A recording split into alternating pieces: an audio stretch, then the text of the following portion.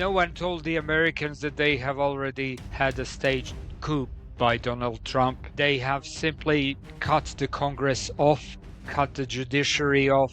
There is only executive power that is actually active.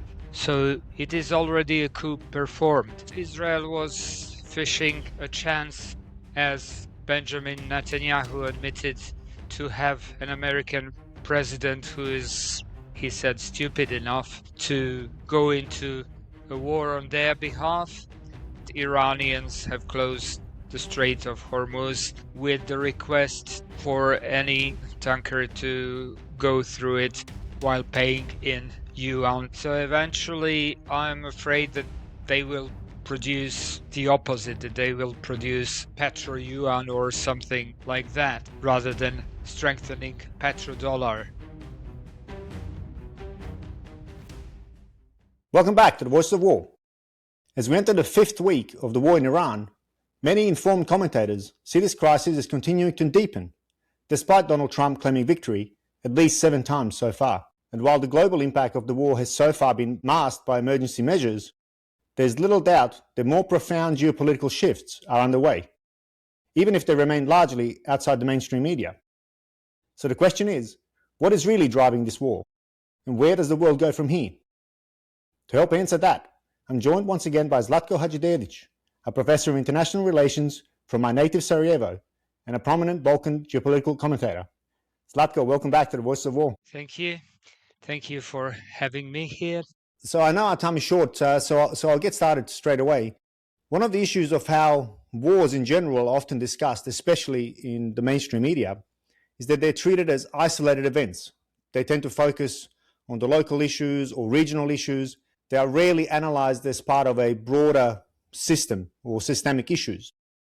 And based on our previous conversation and also your recent commentary in the Balkan media, if we take the view that this war in Iran is just a continuation of the ongoing great power competition, how do you explain why the United States and Israel chose to attack Iran right now? Well, that's a tough issue, really. I think that they have realized that the entire global order is shifting towards East, rather towards East Asia, and that powers like China and Russia are getting more of strength than they would like them to have, and they were in a kind of panic.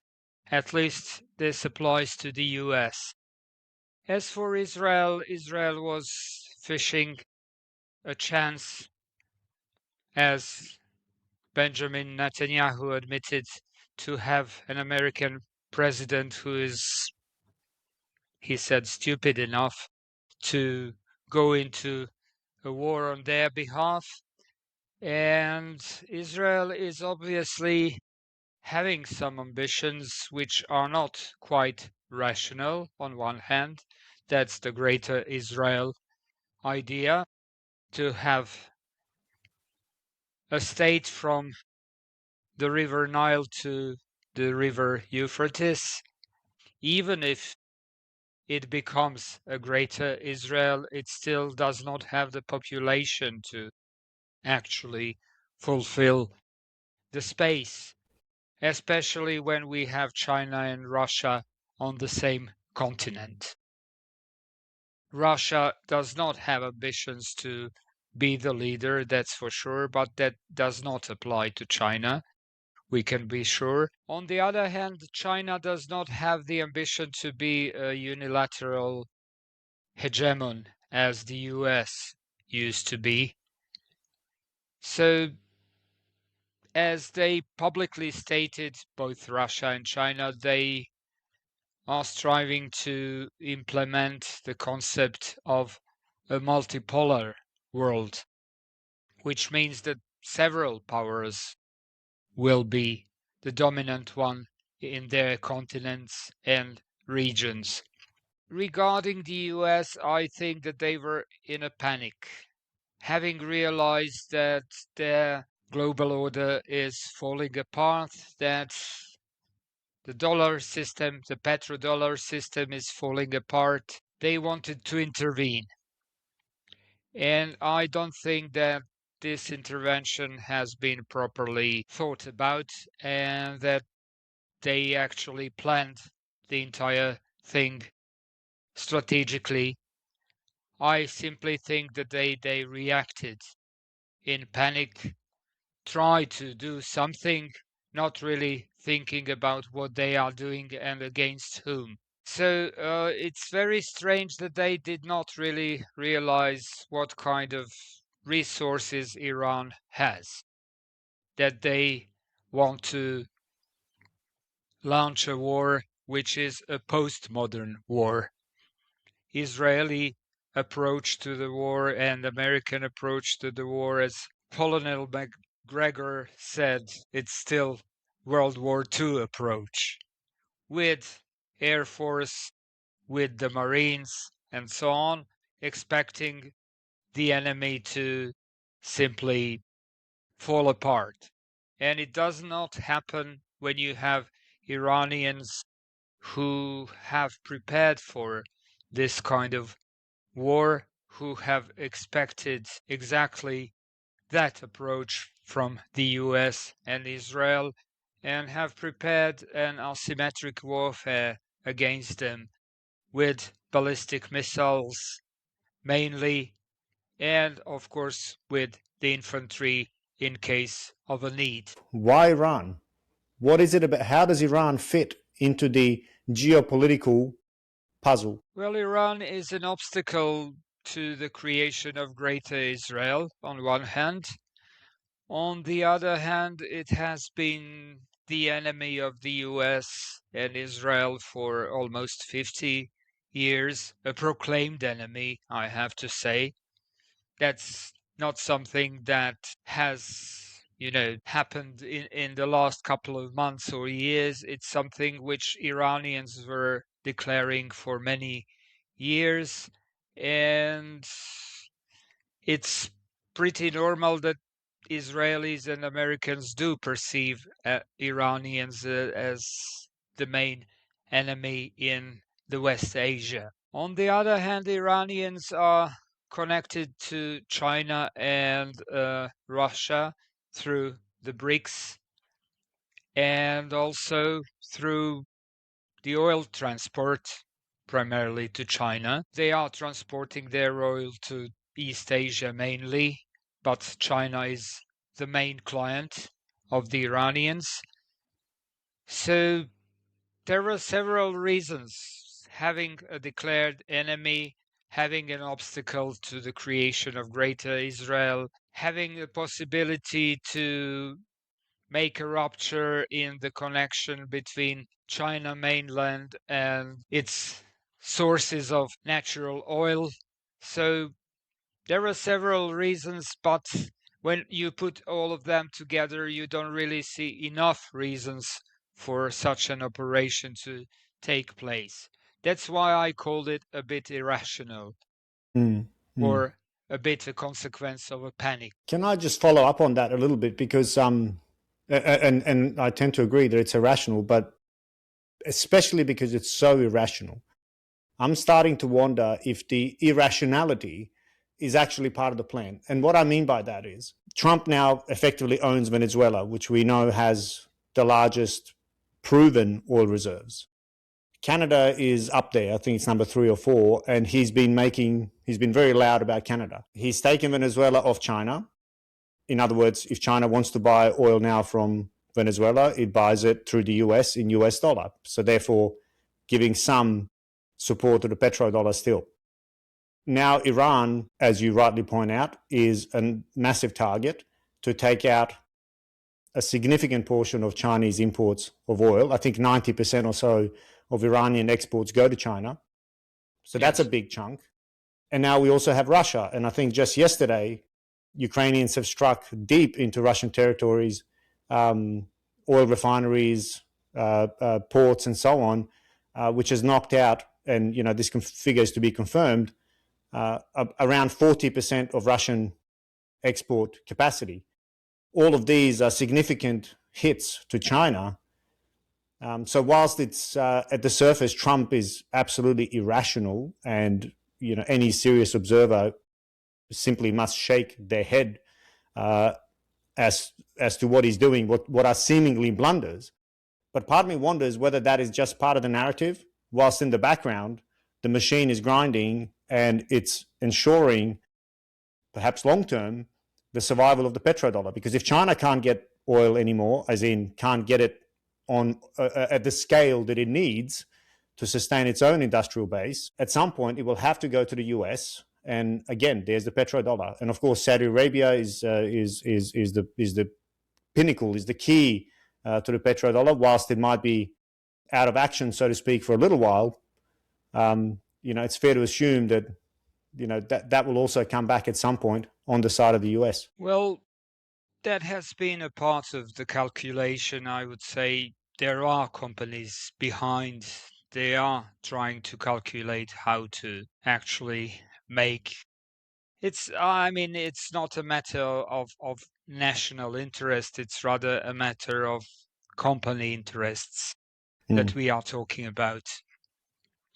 They don't care much about what the US will eventually come out to be. They just need it as a service for their own purposes. But I would say that Venezuelan oil is something which does not really permit refining on the level which is usual. It needs special refineries which are present only in China and the US. So the conversion from Chinese to the US refineries may create a change in the market. But on the other hand, as for the petrodollar, I think it has been a miscalculation, because the war in the Gulf will simply destroy the export from the Gulf states, including the Saudi Arabia. So that's something which is not going to contribute to the petrodollar. On the other hand, now we see that Iranians have closed the Strait of Hormuz with the request for any tanker to go through it while paying in yuan's, Chinese currency. So eventually, I'm afraid that they will produce the opposite, that they will produce Petro-Yuan or something like that, rather than strengthening petrodollar. It's very difficult to say whether they had a proper calculation on that issue, either because simply Iranians have done what most of the powers in the world did not expect, and that is the closure of the Hormuz Strait successfully, without actually mining it, without actually introducing any kind of their own navy into that. They simply exerted pressure through ballistic missiles on the very space, and the Lloyds from London refused to provide insurance. To provide insurance for most of the tankers. So now we see a situation which is rather unexpected, and eventually what may well happen is the total destruction of the oil resources and refineries in Saudi Arabia and the Gulf. That would not contribute to the strength of the petrodollar, definitely. So they have that's my question there, which cannot really be closed now. And I guess that's my question there as well. Is, I mean, if we take a self-evident truth, in other words, that the US hegemonic status in the world has ceased, I think that's a fair a fact to make on various metrics, whether it's economic, you mentioned the BRICS, or is in the process of departure. It's certain, exactly. So the decline is evident on so many metrics: economic, military, soft power, artificial intelligence. So technology more broadly. universities, on so many levels, the US power is well, it's a demise of the US power. So the way I'm starting to think about Trump is that he is the type of person that's crazy enough to go in there and just accelerate the demise of the global order, such as it is, the post-World War II global order, in order to posture for what comes next, knowing that he can take a lot of hurt, he can take a lot of pain, as the US can, knowing that they've got their own, I mean, as you pointed out, they've got the biggest oil refineries in the world, so they will have enough for themselves, and they can leverage that oil as they're doing right now with Europe, right? So with EU, in negotiations with the EU right now, Trump has basically said that they will take the natural gas, they will stop exporting natural gas unless Europe signs a trade deal, the trade deal proposed with the US, which is very favorable to the US, but not so much to Europe, right? So it's essentially blackmailing Europe, which is already on its knees, and Europe that doesn't really know what it is anymore, is, their hands are tied. What happens with Japan? What happens with South Korea? What will happen with, India will of course have, still Russian oil, but Russian oil has also been reduced. So in other words, if they take the Gulf out, which in my mind, I can see Trump being okay with that. Take the Gulf out and blame, everybody else. As he says, you need the Gulf more than we do, so you should go and open up the Strait. He's already said that to European countries, Asian countries. You rely on it more than we do. We're just going to leave. To me, it's almost so obvious how crazy this is. It is so obvious how suicidal this seems to the US that I'm starting to wonder, is there something else behind this that that it's some sort of as they call it, 4D chess game, Well, yes. I mean, that's what we all have been thinking about. And I tend to think that they had decided to withdraw from the Eastern Hemisphere altogether to the Western Hemisphere, that they have enough resources there, be that Venezuela or Canada. They want to include Greenland into that. And that's for sure. That's something which everyone in Europe should count on as a definite thing. I think there is no way for Europe to defend itself against it, even if they had the ambition to defend Denmark's sovereignty, which they don't. So there is a possibility that they are in the process of restructuring of the world order in such a manner.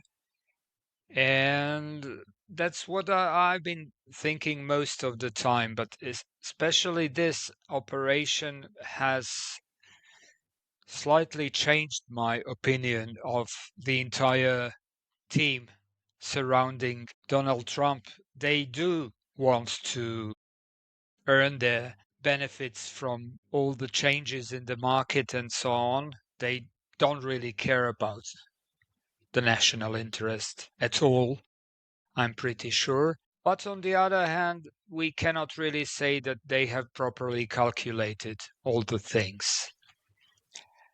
So they will withdraw to the Western Hemisphere, and this is a part of it.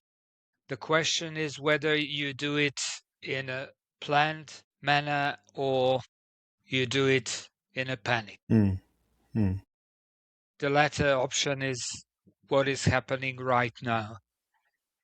And that is not something which is sending a good message to the rest of the world. There will be aspiring powers, you can be sure about that, including Israel, who will think about the possibility of replacing the US or taking part of the US spheres of influence and so on. So this is not a very good way of leaving the geopolitical space, which they had planned to leave anyway. So I simply do think that this was planned in a very lousy way, and that regardless of some strategic ideas laying behind, they have not executed the whole thing properly as it should be done. But nevertheless, what we have now is a paradigm shift or major geopolitical shift. And for me, the essential question is whether this war will be transformed into a global war or remain a regional war as it is right now.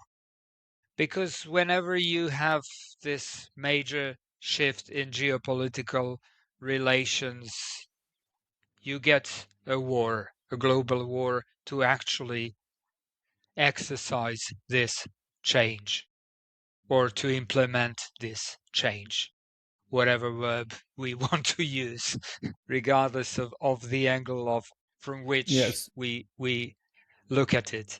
So the First World War was similar. The Second World War was similar. We had two blocks in the First World War. We had two blocks in the Second World War. Right now we have two blocks as well. We still have the West, meaning the US, Israel, Europe. Europe does not know what it is doing. You are right about it. Does not know whether they still exist as Europe or not. That's for sure. But they will, catch up with the US. Eventually they will. They have no grand vision behind. They don't have visionaries who would be able to introduce some new paradigm for Europe. They cannot simply catch up with the US intentions, whatever they are. Now we have bureaucrats in Brussels who are not really capable to think in advance, who are not capable of introducing any new paradigm for Europe. That's my opinion, anyway. So Europe is not going to become a power by itself or in itself. It would be more logical for Europe to speak honestly, to become a part of Eurasian bloc, because Europe is simply a peninsula of Asia. If you look at the map, you see how small Europe actually is compared to Asia, and it has exercised enormous power so far in the last 500 years. And this period is over.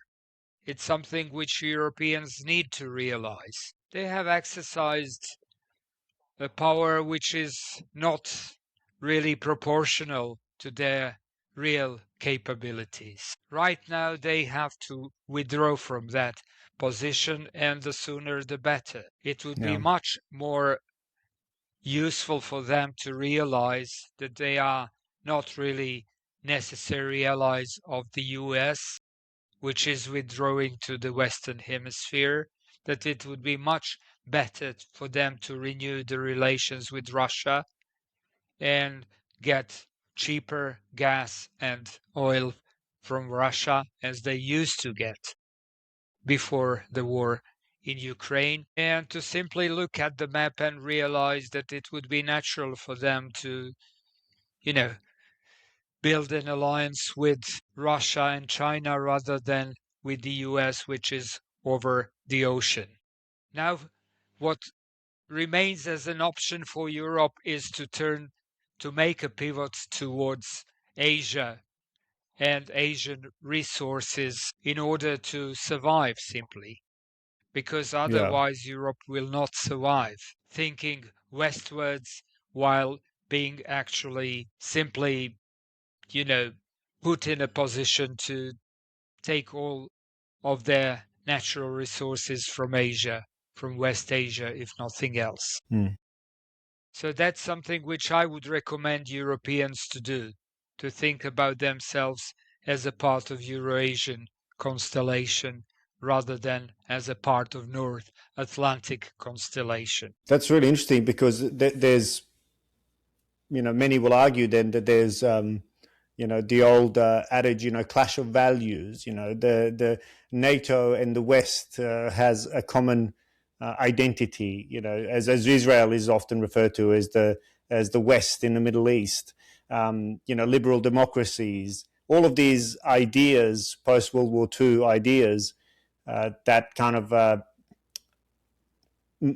allowed us to imagine a world where this idea of justice, fairness, democracy would survive. But as Mark Carney said at Davos, that was always an illusion.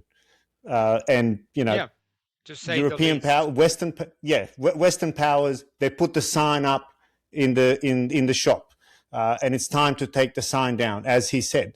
And I think that's essentially what you're also getting to, is that this, I don't want to call it hypocritical, because it's, there are many good people in these systems, in the system of this idea of Western liberal democracies. There are good people who want to help others and want to do good. But the system itself, and this is something you and I spoke about before, is the idea of capitalism and then moving into hyper-capitalism.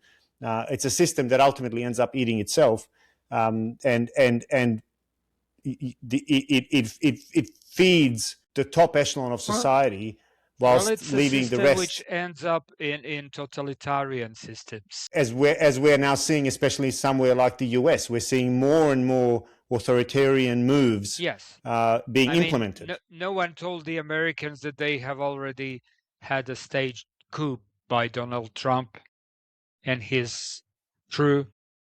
Explain that a little bit, maybe. They have simply cut the Congress off, cut the judiciary off. There is only executive power that is actually active. So it is already a coup performed.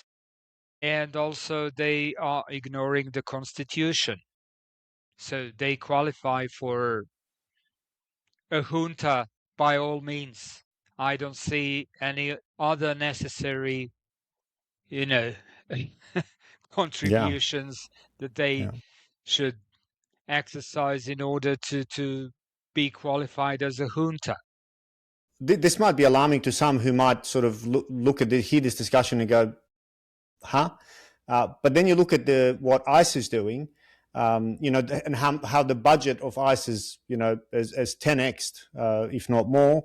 How the empowerment of the National Guard is coming into play, and how the National Guard is being trained for riot control and so on in the lead up to the midterms, which of course are a huge friction point for Trump, because his poll numbers are, I think he's breaking every record on how unpopular he is, despite having still a significant support base amongst his core supporters. The midterms, as it stands at the moment, unless there's a drastic change in everyday life of Americans, I'm wondering whether there will be midterm elections. That was literally where I was going to say, is, unless there's some magical change in the sentiment, I wouldn't be surprised if he, in some shape or form, whether through emergency measures, through martial law, or anything such, triggers something where he's at hand. Sorry, go on. I mean, they are very. It's what Netanyahu's been doing in Israel. Handy. They are very cozy for him. It's very easy for him to actually proclaim those things. And even if you replace Donald Trump with J.D. Vance, you have just a smarter and more extreme right-winger than Donald Trump is. I would say that Donald Trump was introduced to do the dirty job, and eventually he will be replaced by those who are really meant to be in power, like J.D. Vance and his sponsor Peter Thiel. Those people, they are really right-wingers. They are really pro-Nazi. They were never hiding such things, be that Peter Thiel or Elon Musk or group of people around them. They were never hiding that they, were pro-Nazi, especially those coming from South Africa. They had a strong tradition of pro-Nazi political orientation. So I think that the best thing that can happen to the US would be a real military coup against them. If the army finally realizes what they have been exposed to in Iran, in the Middle East, and if they realize that they need a replacement for the current junta. Yeah.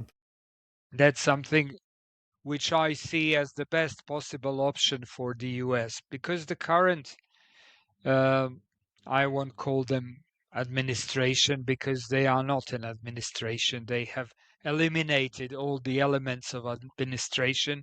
It's a junta. So I don't really see a way for them to depart in any peaceful manner.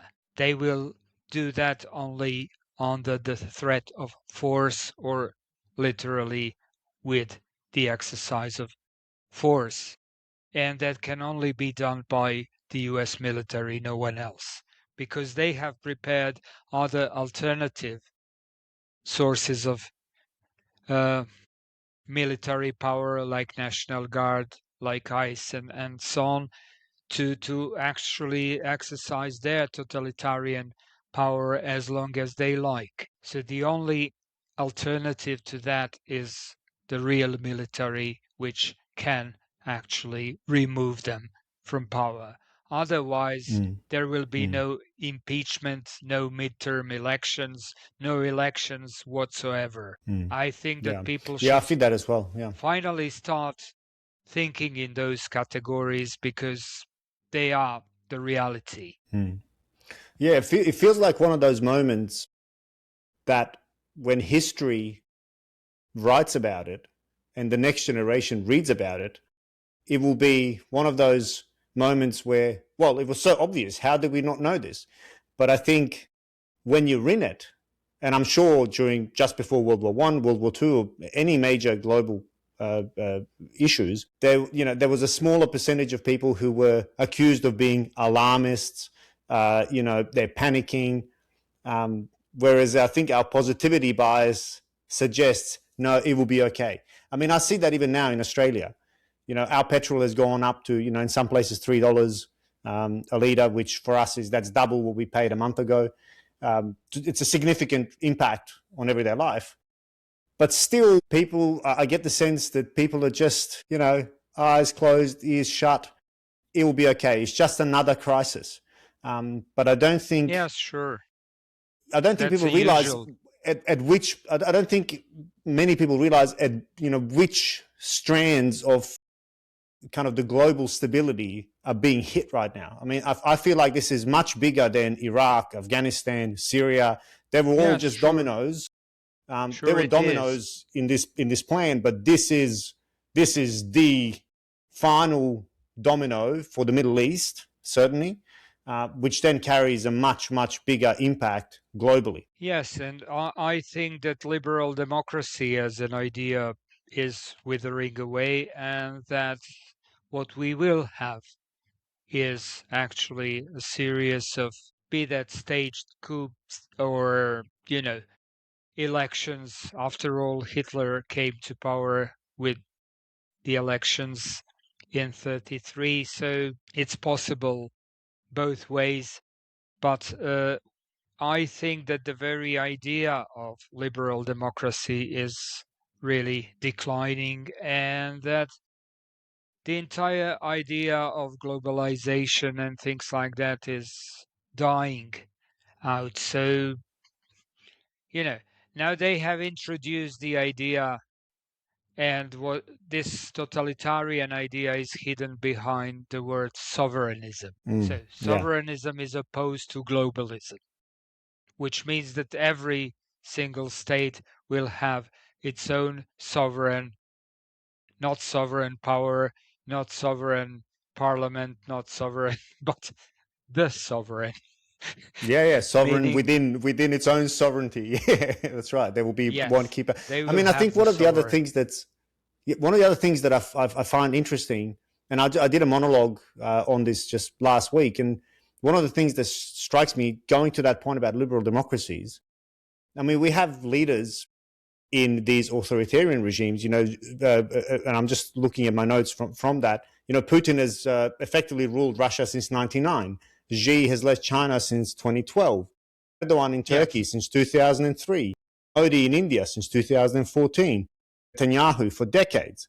Of course, Khamenei, from 1989. Yeah. So they are the prototypes. And when somebody like Trump looks at them and he's jealous, and he's said it so many times, he's jealous of the power they have and the change that they can institute, whereas we look at liberal democracies, and I think the terms I used is in democracies we effectively install managers, for a period of 3, 4, 5 years, depending on one's political system, but they rotate, whereas we have emperors, czars, who rule for a generation, and therefore that entire system is built in their image, and they're part of history, and they think about history, and they care about history. An elected leader in Australia. There was a similar trend in the 30s of the 20th century. Elaborate on that, because I think that's an interesting parallel. Yes, I mean, fascists and the Nazis, they did not really emerge out of the blue. They are a consequence of a particular historical and economic development.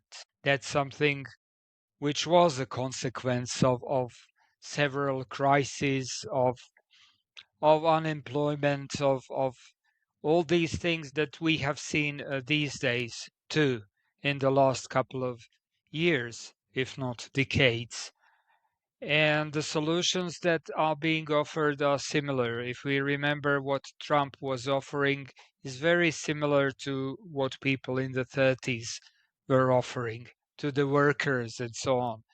But eventually it ended up with the top layer of the society being rewarded for having supported them. So it was always with the appeal to the masses, to the laborers, and so on, but it ends up with the top 20 people who are being rewarded for the real support that they have provided to those who were coming to the top. And the same thing happened with Trump. We see that he has been supported by a group of people who are extremely rich. They are not necessarily a part of the global finance, as perhaps Mussolini and Hitler's were supported by the financial circles.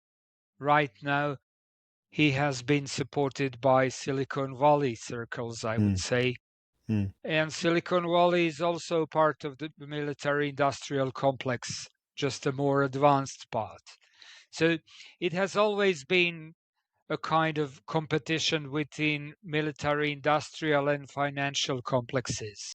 So that's what the 20th century was all about, and the 21st century is also about. It is only that now we have a more advanced part of the military-industrial complex called AI or whatever. And we have the mass media as well, of course. Mass media, so yes. The Ellisons buying out CBS, buying out CNN or CNN. It was very CBS similar it was very similar in the 30s. It is only that they did not have technological support that people in the 21st century have. So I think it's a very similar narrative. It's a very similar paradigm, if you like. And I would say that what we will get eventually is the entire world being simply put under the control of these totalitarian regimes. They will be sovereignists. It's not going to be a single global government. There will be separate governments in each state, but they will be totalitarian.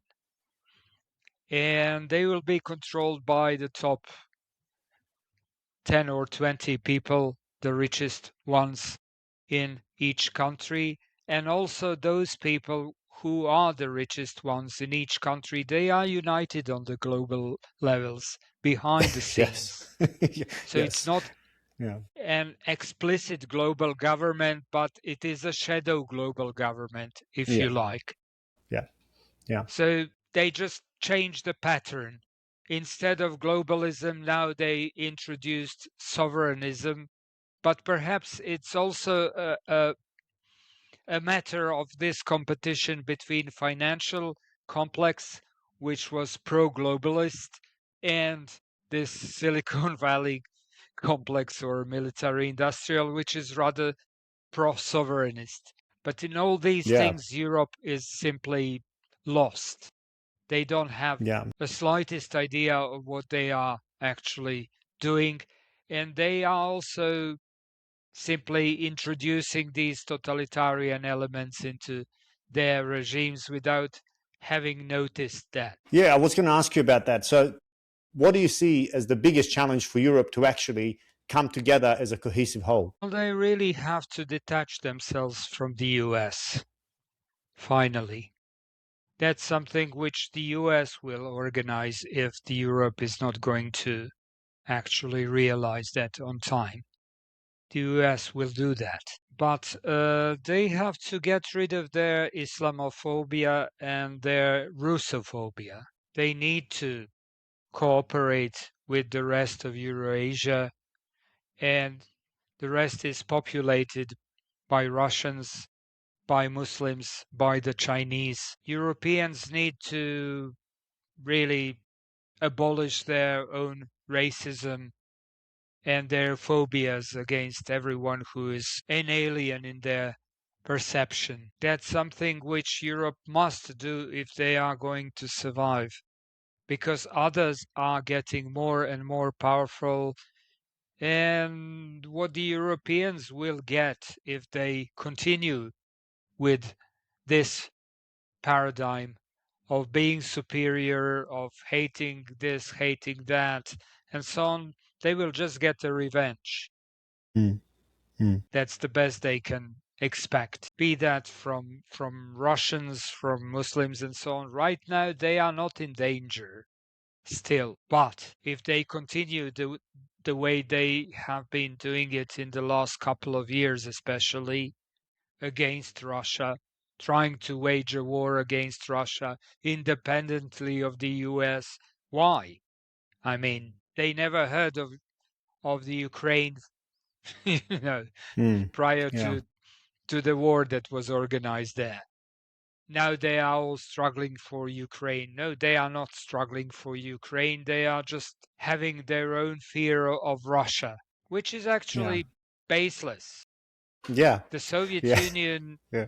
the Soviet Union was not an expansive power, if you want to put it like that. The current Russia has withdrawn into its own boundaries. So the Europeans have no reasons to cultivate this kind of Russophobia. Why? Yeah. There is no historical basis for that. As for the Islamic world, who was the one who launched the Crusades? It was the Europeans. Actually, the very paradigm of Europe is constituted upon the Crusades and nothing else. That's how Europe came into being. It's not about Christian faith, it's a kind of geopolitical expansion which they organized. So they have always been the ones who were expansive. And now they are trying to cultivate fears against this and that and so on in order to have a justification for more expansion. It is only that now they have no basis for, no foundations for such an expansion, no technology, no military resources. Now you can see that Iran can defeat the US, can defeat Israel, can defeat any European country if you like, if they dare to attack Iran. They have a new technology which the Europeans don't have. So even if we turn towards China, we see that China is the by far the most superior technological power It's no longer the US. It's not Europe, definitely. So they have to realize that they have to abandon this paradigm of expansionism and of justifying their own expansionism by fears of this and that. They have to learn to cooperate if they want to survive. Otherwise, they will get revenge from those who were attacking for several centuries, who were colonized by the Europeans and so on. Colonial paradigm is dead. They have to forget about it. Otherwise, they will have a counter-colonial move by the former colonies. That's the best thing they can get if they continue the way they do. They really have to open their eyes and realize that they are just a small peninsula in the greater Asia. Yeah. I find it interesting that you said that they really have to cut their ties to the US. And as you said it, I was reminded of the irony of all of this. And when you were talking about the war in Ukraine, Russia's war in Ukraine, Marco Rubio, I think it was today or yesterday, when asked, how he feels about Europe not being willing to support the opening of the Strait of Hormuz, siding with the US to help out, he said along the lines, and I paraphrase, we're helping Europe with Ukraine. They should help us with Iran. And I mean, that can be said so openly and used as a point of leverage. I mean, at which point does the world go, hold on a minute, this is America's war against Russia and a proxy war in Ukraine that you instigated, you wanted, you have funded, you have paid for, to now kind of use that as leverage that you've been helping Europe fight Russia in Ukraine, and therefore Europe needs to help you in Iran. I mean, that's where we're at. That's what I mean when I was saying that.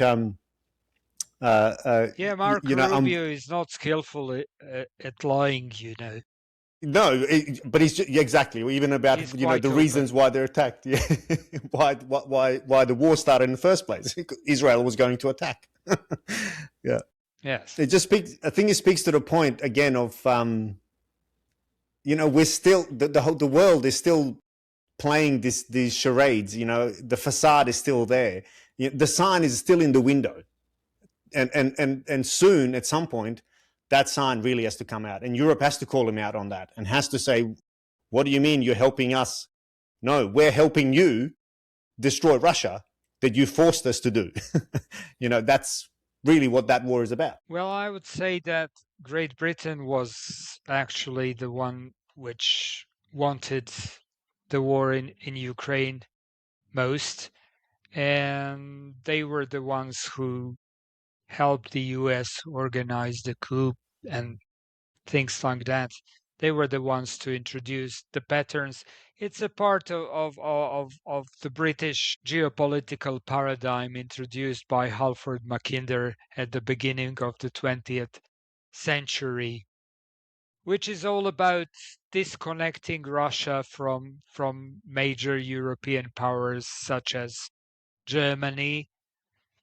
And what they got instead is a much worse thing. They got an alliance between China and Russia. So it's much worse for them than to have Germany and Russia as allies. So I would say that even though Halford Mackinder's idea of the heartland and about Rimland and about trying to make ruptures at the rimland in order to disconnect the center from other potential powers was valid at the time of the First World War or the Second World War, even during the Cold War. But right now it's no longer valid when you have Russia and China being allies. They are no longer adversaries and they are cooperating, and right now they control the heartland. especially together with Iran. There is only India, which is potentially pro-Israeli at the moment, but which will eventually have to turn towards the BRICS alliance at some point. They will have to make a pivot. I think that this was a bad decision for India to be allied with the Israelis. It's really simply against the logic of geopolitics that they had previously acquired. They have changed. I wonder if they were they only hedging their bets. That's how I'm reading it. They were hedging because they're kind of friends with everyone ish, but they're also trading with everyone, and they're happy to hedge their bets on, US and Israel retaining supremacy in the Middle East. And I suspect it'll be easy enough for them to wash their hands it off was it a all bad if it doesn't decision work because now the time has come when actually you cannot be a friend to all or with all. You have to change this. You have to choose the sides. That's something which happens when you have these paradigm shifts. Just like before the Second or before the First World Wars, you have to change this. Choose the sides. So it's inevitable. India cannot be a Switzerland. They cannot play that role. There will be still Switzerland playing the role that they used to play. Probably some try to make Dubai similar to Switzerland. It's not going to function after this. What happened in the Gulf, probably not going to function. So we will probably still have Switzerland as Switzerland. And India is not going to play that role. What you said about the need to pick sides actually worries me quite a lot. They will have to be forced to choose a side. But the fact is that it's actually really difficult for Europe and these external allies like Australia, Japan, South Korea, and so on to pivot away, given how dependent they are on the US and US technology. Well, that's true for Europe. As for Australia, I would say that perhaps Australia has economic interest to cooperate with China rather than with the US. But on the other hand, speaking about geopolitical spheres of influence, I already said that the US is withdrawing into the Western Hemisphere. If you take a look at the map, Australia still belongs to the Western Hemisphere. And I think that Australia has good chances to remain with the US, given this geographical precondition. And its natural resources and already established US bases that are quite essential for its. So regardless of economic interests, I think that that Australia does belong to this kind of Western Hemisphere combination, which might not be a winning one, but will be strong enough to be relevant in the world and to survive as such with enough resources, be that in Australia or South America or Canada and so on. The US will have enough resources in all of these places in order to sustain itself, in order to sustain the order in the Western Hemisphere. As for Europe, Europe does not have those resources. It needs to turn towards those who do have resources. And that's Russia in the first place. And again, that's the Gulf. Europe needs to change the paradigm.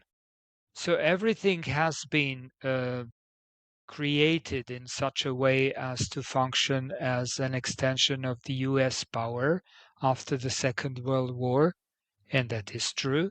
But on the other hand, if the US is withdrawing with their troops, with their influence, with their ideas, if you like. If they are withdrawing, Europe will be left alone. Mm. Mm. They will have to find their own way of thinking, and if they want to find a way to survive, they need to turn towards those places where their resources lie. And they cannot count on colonial expansion anymore. They need to introduce the idea of economic cooperation that is going to be 1-to-1, you Mm. know, in terms of Mm. win-win Yeah. logic. They have to introduce that if they are going to survive at all. Mm. Yeah. I want to pivot now to the Balkans as the last piece. And so far, we've discussed the using Iran and the current war in Iran as a vehicle to explore and discuss some of these deeper geopolitical tensions that exist that are much longer in duration, and that have a much longer impact for all of us. So the shifting of the global order. And I suspect the Balkans, given its history, but also even its recent history, the Balkans are exposed to a lot of risk, within all of these kind of great power competition that we just talked about. And one of the things that stood out to me since the start of this war is the declaration by Croatia, Albania, and Kosovo that they've created a defense cooperation declaration, which was then interpreted by Serbia as offensive, or as what's the word they use, as a provocation. Now, superimposing over top of that, we've got, of course, Croatia, that's in NATO and EU, and of course, Albania is as well in NATO, with prospects for Kosovo or the intention is for Kosovo to ultimately end up in NATO as well. Whereas on the other side, we have Serbia, which traditionally is a strong ally of Russia. However, that relationship has been imagined ally of Russia. Yes, exactly. Imagine, because that relationship is not as clean as it has never many been assume confirmed in practice.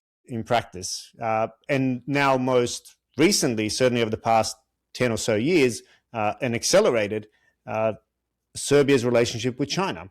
So much so that 60% thereabouts of Serbia's arms exports is now from China, including just days ago the purchasing of supersonic air-to-ground missiles for their MiG-29s, which are very advanced weapon systems. So it's another piece on the chessboard. Is, I guess, where I wanted to get to.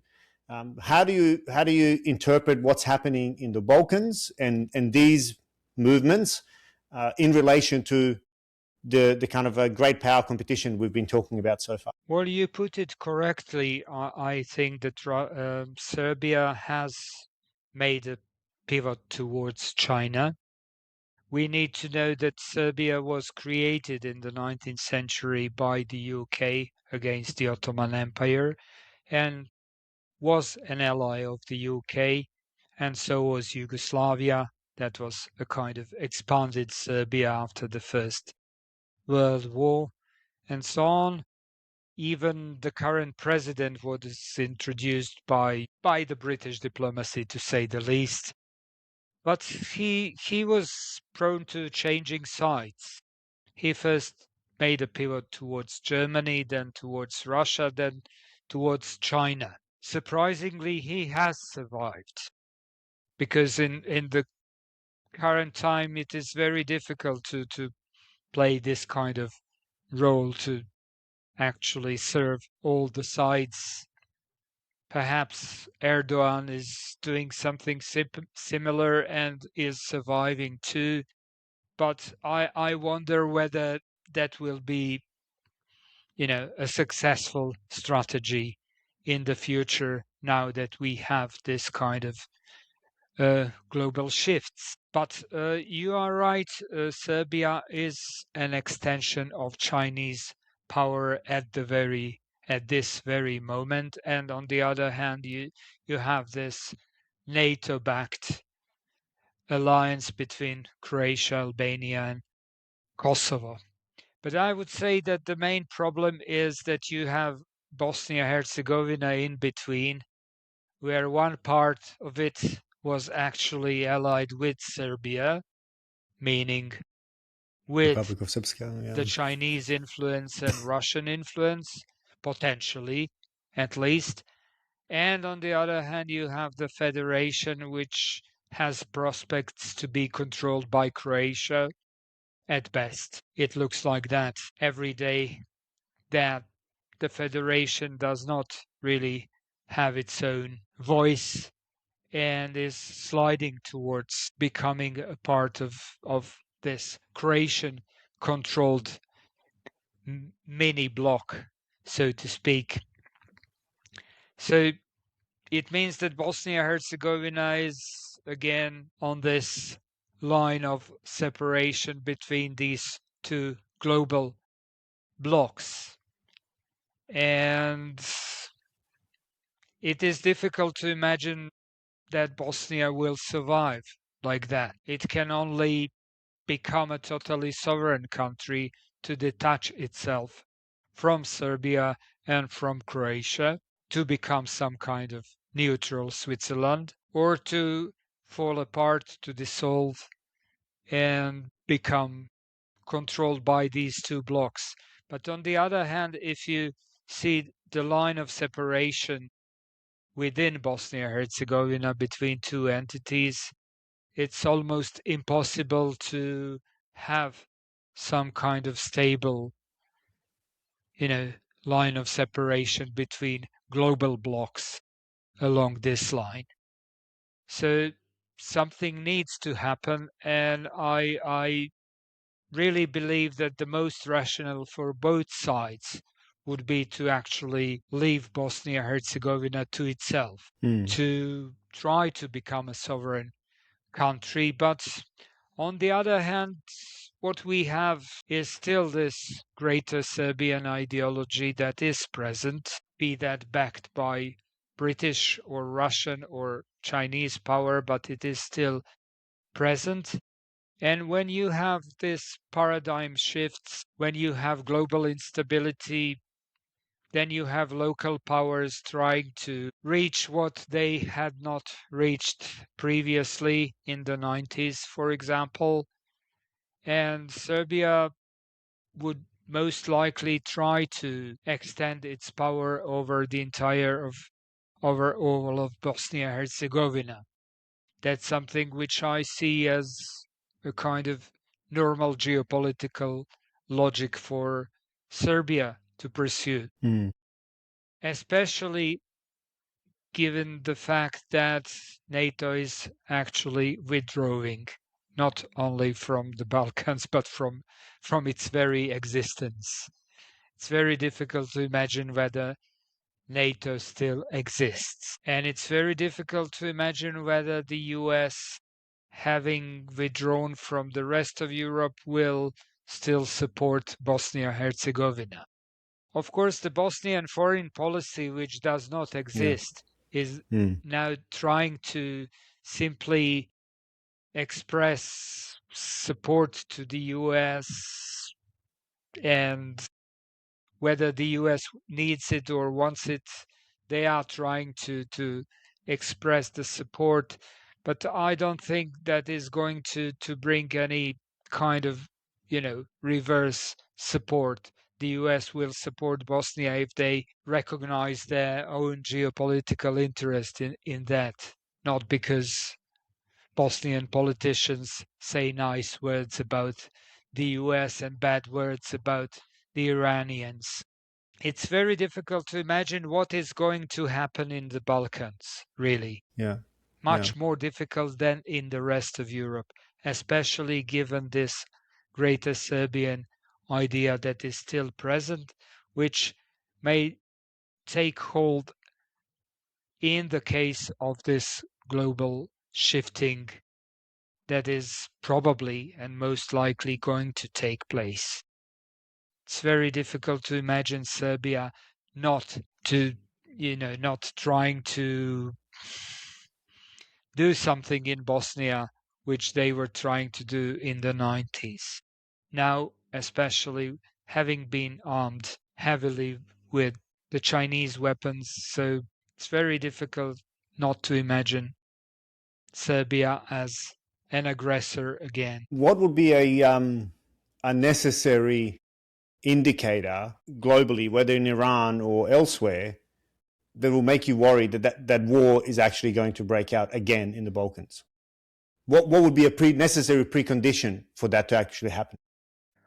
Well, that would be a real global conflict if it takes place. Yeah. If this current war over Iran develops into a global conflict, then that would be a chance for the Balkan powers to try to do what they were trying to do in the 90s. And Bosnia is in a bad position without foreign policy, without the real army, without any kind of strategy, without real sovereignty. So we will be a witness of the global conflict again, now performed with the local powers over our soil. So it's very difficult to think about these possibilities in exact terms, but I simply know that local regional powers see a global conflict as a chance. That's something which is a historical law, which I need to take into account. Whatever they say at the moment, that they are for sovereignty, for territorial integrity of the neighboring countries and so on, they will try to do what they think they can if the global conflict bursts. On that note, Professor, I think we've done a whirlwind tour of much of the world, but I appreciate the depth and nuance you bring to the discussion and the history that you tie in with the current state of affairs, because I think that's a rational analysis. While some might say alarmist, I'd like to think about it as as being prepared and thinking about what could go wrong. It might not go wrong, but thinking about the most dangerous outcome and keeping the most dangerous outcome at the forefront of one's mind. I think that's an important worldview, or important way to view the world. Well, I think so. You always need to imagine the worst option, not the best one. You are pursuing everything as if you are going to reach your best goals, but you need to count on the worst option and prepare for that in case that something goes wrong. And these days we are seeing many things going wrong, and with the likelihood of going even wronger, if I may say so. Yes. Yeah, expect the worst, hope for the best. On that note, Professor, thank you so much for your time. I appreciate it, and I look forward to speaking to you again in the future. Yeah, thank you for the invitation.